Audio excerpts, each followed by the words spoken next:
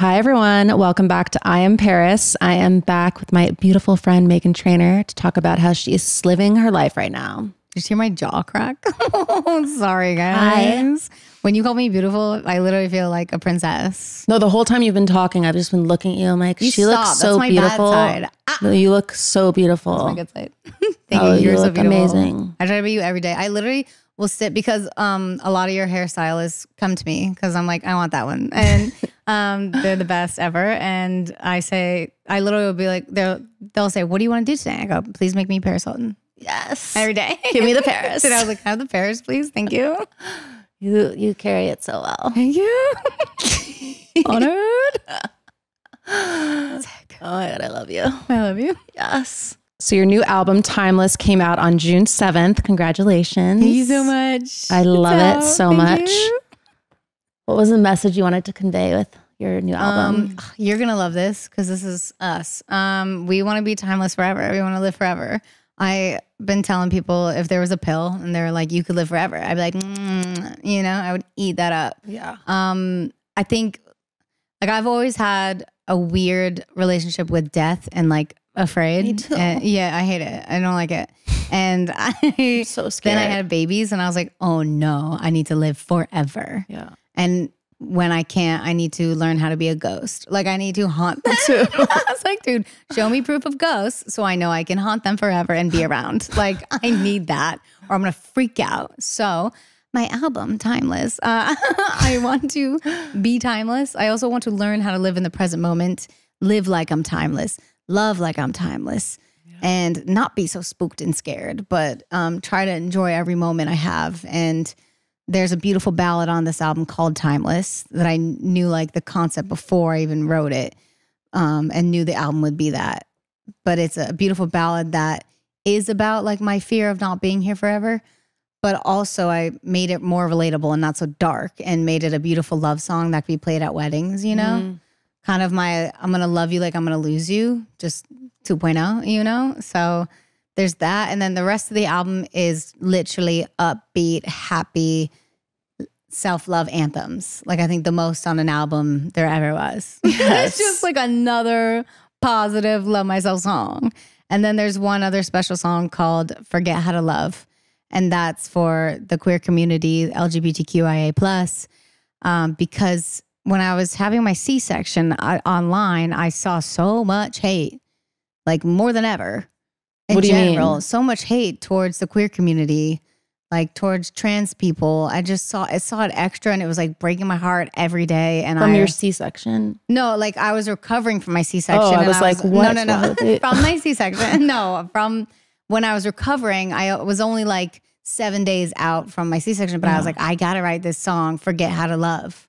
Because that's what it feels like. It feels like everyone online, I'm like, are they getting louder? Or are they getting more mean? You know, what? I'm confused. I feel like we're going backwards in time, you know, and it's just getting harder and scarier. And so I wanted to write a song in general for humans to be like, did you forget that we're all the same here? Like when I bleed, you bleed, like the same thing. When I cry, you cry. It's the same tears, my dude. Like we are all just trying to survive and just trying to make it through this hard thing called life and like relax. Yeah. So that was a special song. That's important. It's important. I And love that. I can't that wait was for like this the to first come. one I did. You're gonna love it. How is it to work with T-Pain on Been Like This? It was a bucket list dream come true for me because I listened to him all throughout middle school and high school, and he was there for my deep and not only surprised me, but was like, I did that verse on your song. I'm so sorry I ghosted you. The team made me. Like they were like, save it for her birthday. I was like, Oh, thanks. I was miserable. And then he played it for me and was like, I also featured on another song. And I was like, this is the greatest birthday I'll ever have. It's a wrap now. Like, this is it. And I was crying and my dad was crying because they knew how much this meant to me. The songs he featured on were the two songs that my brothers both wrote on with me. So they were crying. They were like, we have a song with T-Pain. And I was like, I'm on it too. But so cool. It was great. It was very magical. What's your favorite song on the album? Woof. That's hard. It changes every day, but What's today's fave? Today's fave is To the Moon. I'm very proud of her. I hope she doesn't get overlooked by the other songs. I'm obsessed with all the photos and videos from it. It's so hot. Thank you. You inspire me. You're my space queen. Yes. Oh yeah, Infinity. Infinity. Oh yeah. I love that song. It's so beautiful. So good. It's such like, I can imagine it like at a music festival, just like right, raging to it. God, I haven't been to a music festival in so long. You haven't? No. I was just at Coachella. I've never ever been to Coachella. I saw you slide. You look so good. Thank you. I don't do Hotwell. You don't do Hotwell either. No. How do you do that?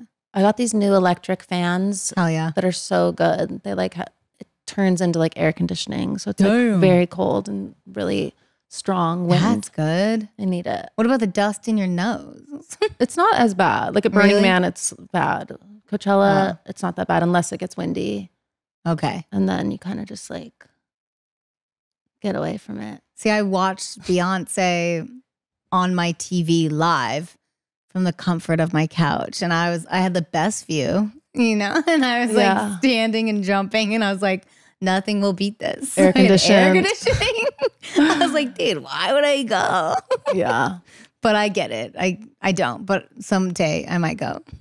I want to go to EDC next year. I love it. Wow. It's so sick, that festival. That'd be sick. You'll do it. Let's go. It'll be great. Let's go. So you have millions of followers across all platforms. What are some of the things you enjoy most about social media? Oh man, it's a great way to get my songs out there, like better than any other way of trying. Like I do a lot of promo for my album and I'm running to different places and I'm always like, what are we doing? But when I'm doing social media, I'm like, we're home. This is easy. All I have to do is be cute. And then I can get like millions of people to hear my song. Like what a treat, you know? And the fans on these apps are so aggressive and great. And when they make songs to my videos, I sit there for hours. Like no one will know. Too. It's so fun. I check the sound and I sit for hours and I am hearting and reposting as fast as I can while watching every single video and commenting. Yes. And like, I hope they know it's me. I hope they don't think like, oh, her team just reposted. I'm like, no, babes, it was me and I see you. A lot of people don't believe it's me either. Yeah, they don't believe us, us. guys. It's us. It's me.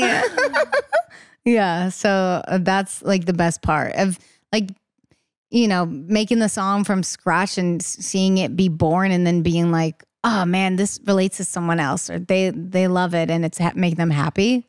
It's just the best feeling ever.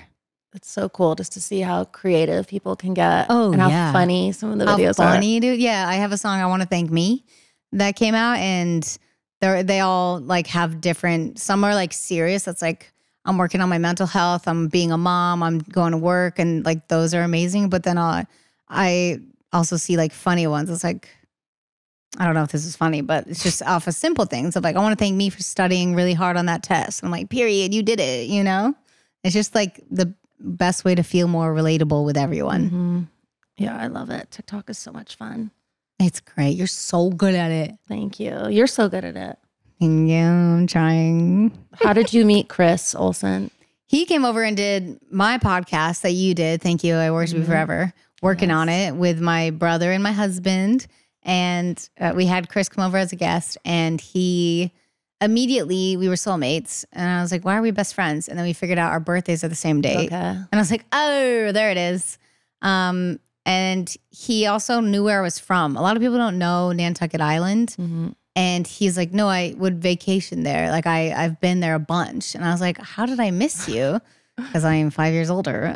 But he like photoshopped these pictures of him as a kid and me as a kid on Nantucket. It's like back when we would hang out in Nantucket. And then we did a bunch of TikToks like that. And I loved it. And when he showed me how he does TikToks, he does like a whole list. And he's like, oh, we're going to achieve this and this and this and this. And I was like, that was fun. Like that felt amazing. I want to do that more and more.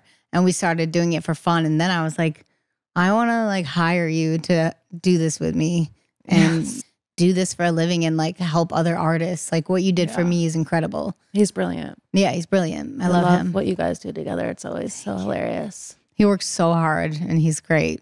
He's a character. Because he doesn't have to. Like, he doesn't have to do all that stuff for me. You know? Uncle Chris. Uncle Chris. The kids love him. My kid, when they come over, Riley says, gay rights. And then he says, slay queen. Yes. That's great. Trained him well. I love it.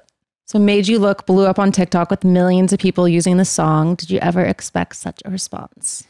You never do. I always think like my best songs like don't have those moments. And then with Made You Look, I remember I just filmed me looking real hot. I was in Australia doing Australian Idol, and I was in this hot cat suit.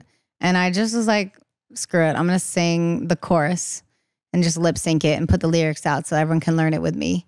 And that video just like popped off. I think I was just looking too good. You know, they're like, oh no, heart it, repose. And then everyone started using the sound. Brookie and Jessie, these amazing girls from the UK, made a dance to it, and that went viral, and everyone started doing the dance. I learned the dance. I started doing it everywhere I could with anyone who would do it with me. And it was just like, it reignited my whole career. I was like, oh, I can make music that people will like. You know, it was the best feeling ever. It felt like my birthday every day. And it inspired me to keep going and to write this whole album. You know, it's like, okay, people are still digging this. I'm going to keep going.